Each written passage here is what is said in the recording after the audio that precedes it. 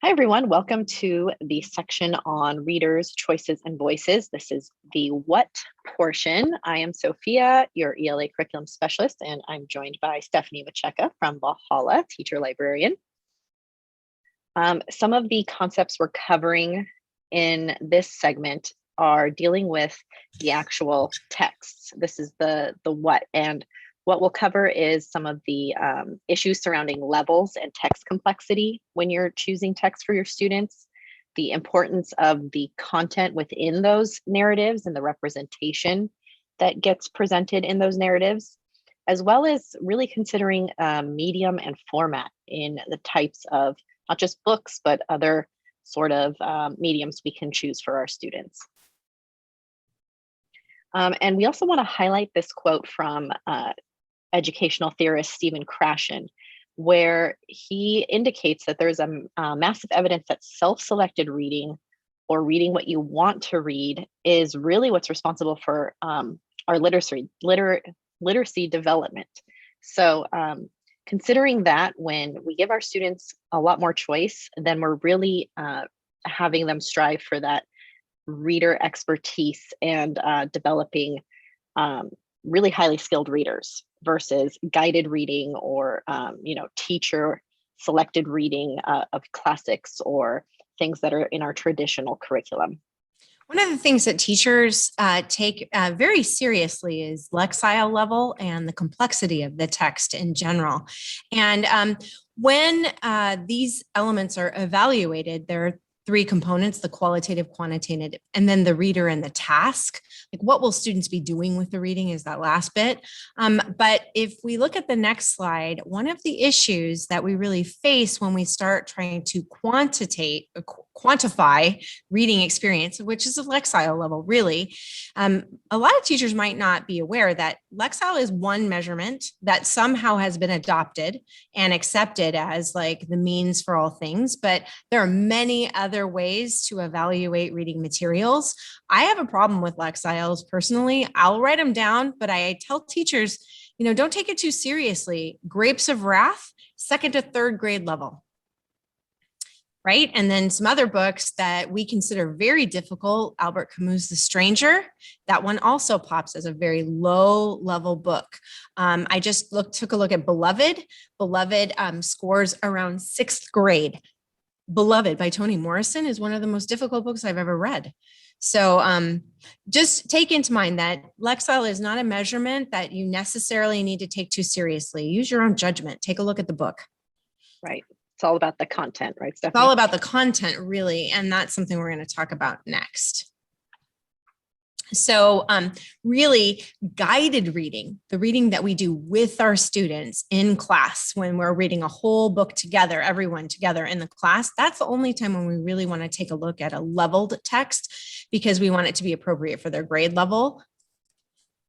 It really doesn't recommend, experts do not recommend, and this Fountas and Pinnell that's an organization that does evaluate, what the appropriate level is. And they're saying, independent reading, just let students choose what to read.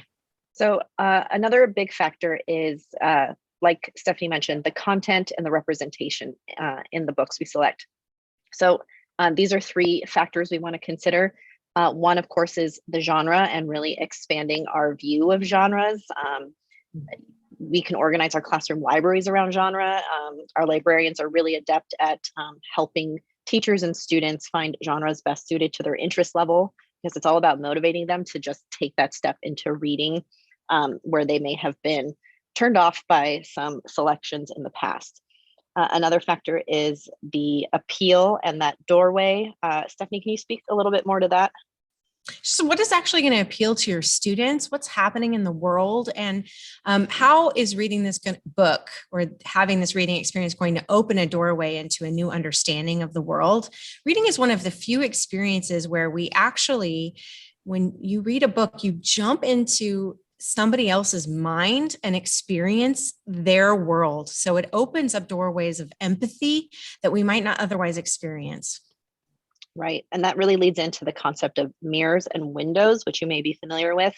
And we want students to see themselves in the books and have that representation, whether it's by ethnicity or economic status or personal identities, as well as the windows into others so that they can develop that empathy and understand each other in the human experience.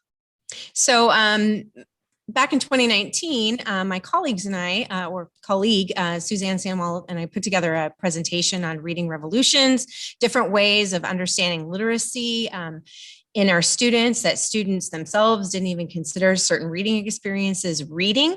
So that presentation, I believe, is linked on this slide. If you want to take a look at, there's like, I think there are 96 slides. So enjoy. Have at it. Yeah. But one thing that we try to emphasize is that visual literacy counts. And so some teachers say a graphic novel is not real reading. Actually, it's reading and more. Learning how to interpret visual images, it can be more challenging than actually acquiring vocabulary. So there are some amazing graphic novels that are out there right now that have been published. Some have won significant awards. My first graphic novel was Mouse by Art Spiegelman. It's over 25 years old now, and it won a Pulitzer Prize for literature. It's an amazing text. So please encourage your students to become skilled at interpreting visual images.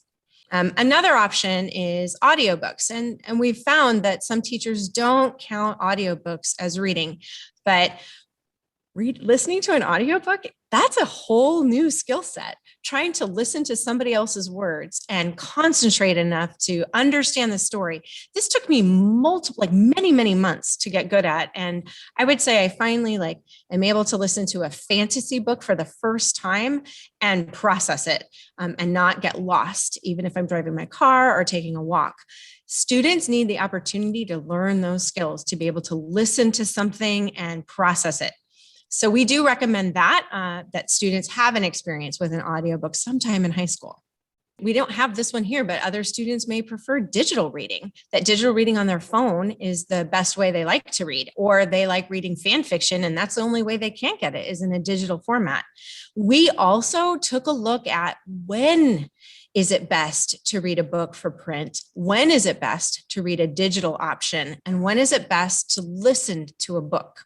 I can just tell you personally, I love memoirs and audiobooks because it's frequently the author who's telling the story. And then I feel like I have a relationship with that author. Trevor Noah's memoir is so good. And you just really get to hear, he speaks many languages. And so he does so in the audiobook. And you wouldn't get that if you read the book in a physical form or in a digital form. It'd be difficult to capture the pronunciation of all those. And then he does he has the emphasis on all the words. So you kind of get what he's saying. It's an amazing book, but really good as an audiobook format. So when you're considering what texts to offer students, give them opportunities to look at the best fit format for whatever reading experience they're having and try to give them options, and encourage them to try to read in new ways. Yes, all of it is giving license to your students. And depending on how you want to use new texts in your classroom, you may need to consider the adoption process, especially if it's going to be part of your core curriculum. So you may have heard in the past that this is a daunting process, but it is not meant to be. It's really just to make sure that we are approving appropriate text in our classroom and that all stakeholders are involved in the process. So this page on the slides really helps you step by step with the aid of librarians or your department chair, figure out if a book is approved or what you need to do to get that book approved for GUHSD. So highly recommend looking through the links here. So that is all we have for this. This slideshow has many more links and slides that we did not cover, but we encourage you to go through and find the resources that you can use. And again, your librarian and your colleagues on site are another great resource. So thank you so much, and let us know if you have any questions. Thank you. See.